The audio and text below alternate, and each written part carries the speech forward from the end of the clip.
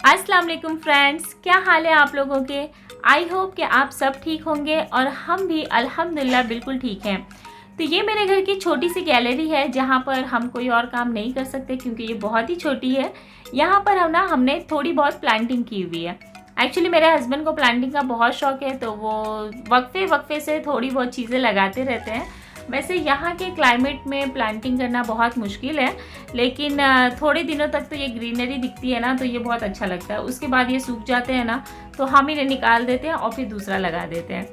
यहाँ पर हमने लास्ट टाइम लगाया था करेला, जो कि माशाल्लाह से थोड़ा बड़ा हो गया है। और इसके अलावा ना मिर्चें, धनिया, पुदीना, प्याज, ये सारी चीज़ें हम लगाते रहते हैं।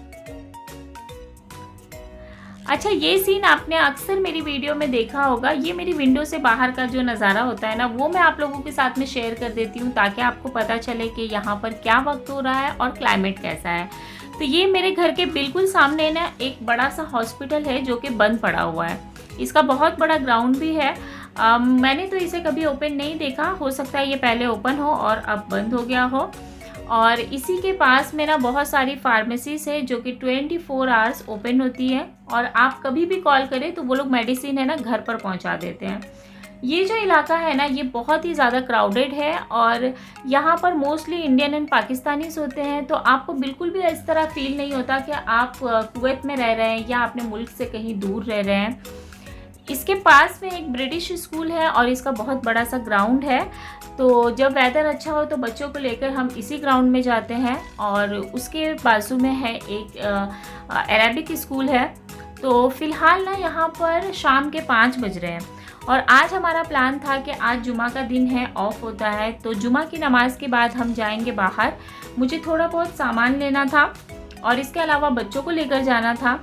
लेकिन अचानक जुमा का वक्त आते आते यहाँ पर सैंडस्टॉर्म आ गया है और मौसम काफ़ी ख़राब हो गया। तो शाम तक का हमने वेट किया कि शाम तक शायद थोड़ा सा ठीक हो जाए, लेकिन इस वक्त ना 5 बजे हैं और अभी भी क्लाइमेट बिल्कुल वैसा ही है। और ऐसे में बच्चों के साथ में बाहर निकलना बहुत मुश्किल हो जाता है।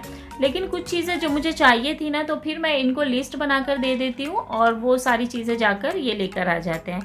तो इनकी क्या आदत है ना, ये अपने व्हाट्सएप पे टाइप करते हैं और फिर वो मुझे सेंड करते हैं ताकि मैं देख लूँ कि सारी चीज़ें सही हैं या नहीं। और अगर मुझे उसमें कुछ ऐड करना होता है तो फिर मैं उसे ऐड कर देती हूँ और फिर ये सारी चीज़ें ले आते हैं। वैसे मुझे खुद जाकर ग्रोसरी करना ना बहुत पसंद है। बाकी की चीज़ें शॉपिंग करना तो खैर इतना ज़्यादा नहीं, लेकिन मुझे ऐसा लगता है ना कि किचन की सारी चीज़ें ना मैं खुद लेकर आऊँ, क्योंकि मैं बहुत ही ज़्यादा देख देख कर और बहुत ही ज़्यादा चुन चुन के चीज़ें लेती हूँ ना। वैसे ये भी ले आते हैं क्योंकि जब हम साथ में ग्रोसरी करते हैं तो फिर इन्हें भी इतना आइडिया हो जाता है ना कि किस तरह की चीज़ें लेनी है, लेकिन फिर भी कुछ चीज़ें रह जाती है। अब जैसे देखें, मैंने इनसे कहा था कि कोकोनट वाटर लाना है, तो ये पूरा कोकोनट उठा कर ले आए और अब मुझे इसे काटने में कितनी परेशानी होगी।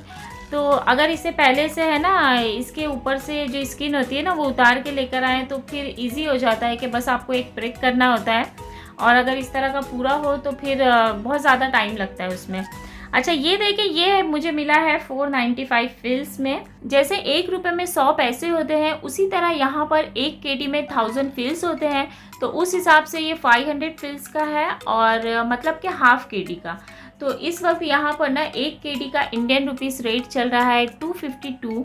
वो हिसाब से आप अंदाज़ा लगा सकते हैं कि ये फिर कितने का है।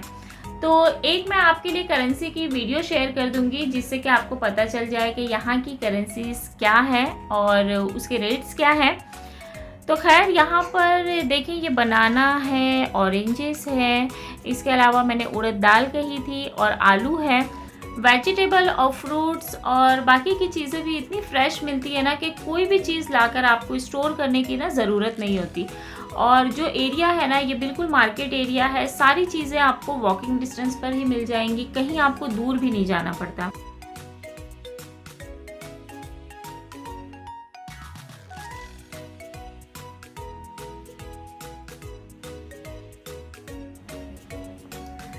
बच्चों के लिए चोको फिल्स था और मैंने एक ब्रेड मंगवाया था। तो ये वाला ब्रेड ना यहाँ पर 150 फिल्स में मिल जाता है।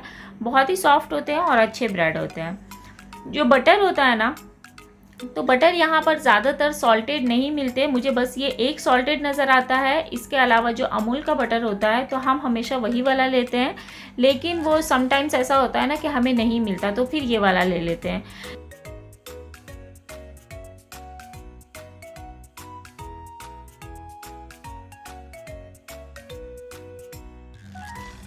और भी मैंने वेजिटेबल्स लाने के लिए कहा था, लेकिन ये कह रहे थे इनको कुछ समझ में नहीं आया कि क्या वेजिटेबल्स लेनी है, तो फिर इन्होंने कुछ भी नहीं लिया, बस यही सारी चीज़ें लेकर आए हैं। बस प्याज ली थी क्योंकि कह रहे थे कि प्याज है ना ऑफ़र में लगी हुई थी और बहुत अच्छी नज़र आ रही थी।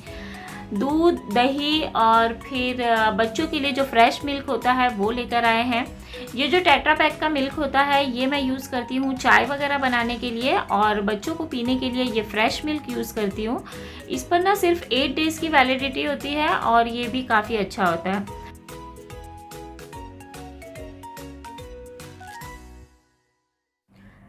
तो बस फिर आज हम कहीं बाहर तो नहीं जा पाए थे, तो मैंने सोचा यही चीज़ें आप लोगों के साथ में शेयर कर लेती हूँ। और फिर अचानक से ना मेरी नज़र पड़ी कलिंगड़ के ऊपर, मतलब कि मुंबई में हम लोग इसे कलिंगड़ ही बोलते हैं, और आप लोगों के समझने के लिए चलो तरबूज कह देती हूँ। और ये फ्रूट ना हमारे घर के हर फर्द का फेवरेट फ्रूट है।